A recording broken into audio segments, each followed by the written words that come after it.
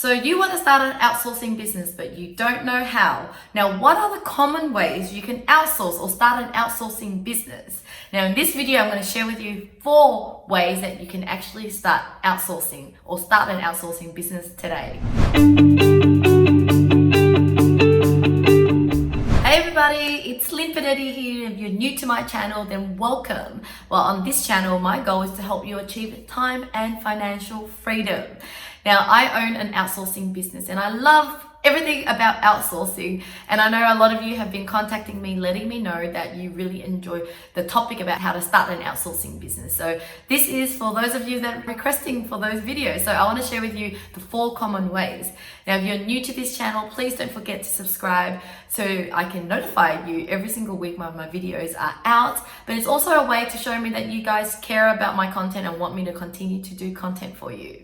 Okay, so the first and easiest way to outsource or start an outsourcing business is when you outsource completely to a company that does everything for you. So let's just say today you can actually start your own recruitment company that hires, virtual staff from the Philippines. And do you know how? It's by outsourcing to a company like ours. So we actually pay you a commission for you to bring in clients who need recruitment of virtual staff. Now, why is this a best and easiest option? Is that you don't have to worry about anything. You just bring in the client and you don't have to worry about finding the VAs. You don't have to worry about, running the company, managing the VA, making sure they stay. All the other stuff around running the business is handled by a company like ours.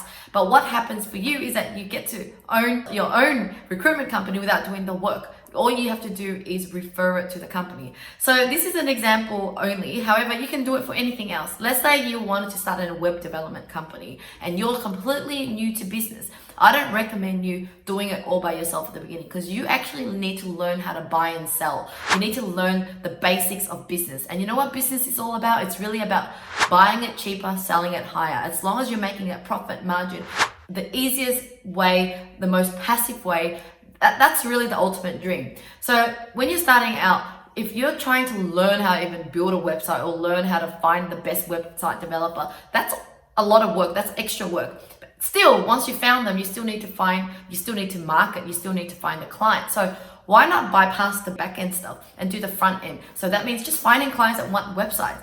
And then all you have to do is find a web development company that are really good at what they do, reputable, are well known for quality and reliability, and they can do it at a price that you can still make money from. And a lot of companies nowadays have, sort of a wholesale reseller pricing. So that means that they could sell it to you at a cheaper rate than they sell it outside, and you can still make your margin. Or some companies might give you a referral bonus like ours.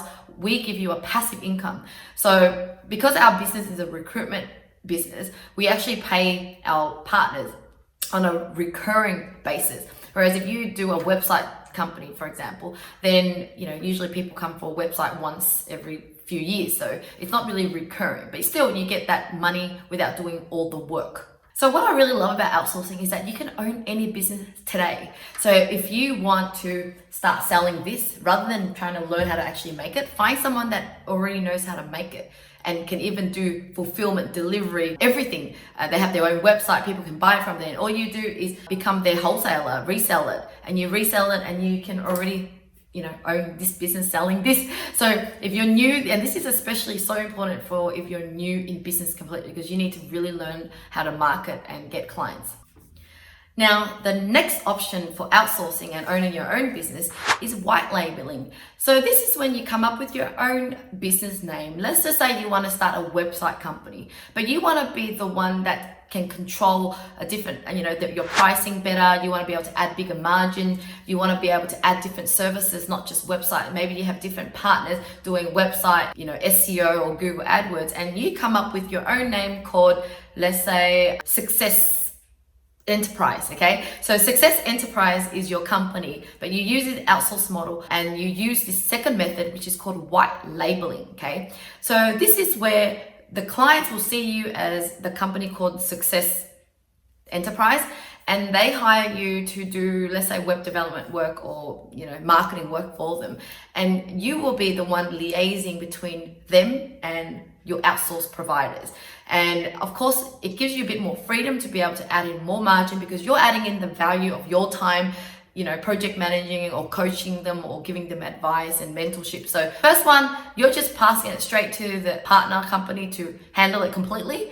And it's under their company name. You get paid just for the leads and for the clients, sometimes recurring, sometimes once off. But for the second option, which is white labeling, it just gives you more freedom. That means that they come to you, to your business, and you can add the pricing in any way you want. You can work with different providers. You can bundle the different providers into a service suitable for you. Now, the third option, which is more harder than the first and second, but you can make more money, have more margin, is when you hire your own freelancers.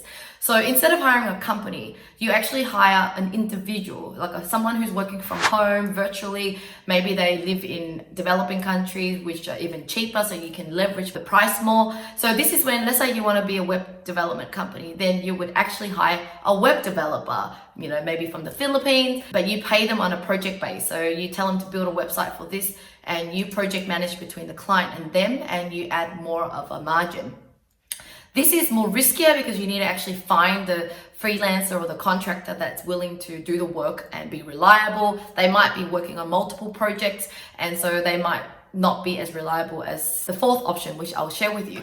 However, this is for when you're more advanced, right? Because you're not only worrying about marketing, getting the clients in, you also have to worry about building a team. You also have to actually find these contractors, build a good relationship with them, making sure that they deliver on time and get the work done. Now, for that third option, I really think it's great for if you are doing ad hoc work and project based. So if you're new and you haven't got many projects in yet and you just want to transition in slowly, then yeah, sure, hire someone on a project base. You get it done for a fixed price, you sell it for a fixed price. But when you start to get a lot more clients in and you want to grow your business, I really think the fourth option is more valuable for you, which is hiring your own virtual staff dedicated to your business to work from this time to that time, whether it's 20 hours a week or 40 hours a week, but they become a member of your team. So like I said, this fourth option is really about figuring out what is the task or the role of the person that you need done. And then even hiring a company like ours, my company is called Outsourcing Angel, and we actually help people find those virtual staff who are dedicated. And it's not just really about the recruitment either, because it's at the end of the day, you're working with someone, so you need to have a way to retain them, make them feel motivated and inspired to stay with you. And so at my company, Outsourcing Angel, we actually do that on behalf of the client. But if you want to do it yourself, you're more than welcome. You can go to these platforms that allows you to find permanent staff as well as ad hoc basis. However, you offer them a ongoing position. However, like I said, you just need to really know what you're doing because you need to interview them. You need to provide them a great culture, working environment that makes them want to stay. So those are the four options for you, and I hope that I've given you some ideas around outsourcing because there's so many ways you can outsource and hire different people to grow your outsourcing business, and each of the options have its own advantage and disadvantage. The first one towards the fourth one is first one is less risk than the fourth one. The fourth one is when you're really building a team and having staff members. The first option is just almost outsourcing it to a complete different company, and those other two options are right in between. So let me know if you have any questions regarding these 4 ways that you could start an outsourcing business. If you have any topics or questions you want to ask me, please let me know because I love to make videos that you're actually wanting to watch. And once again, if you're new to this, love to see you again. So please subscribe and I'll see you again next week. Bye.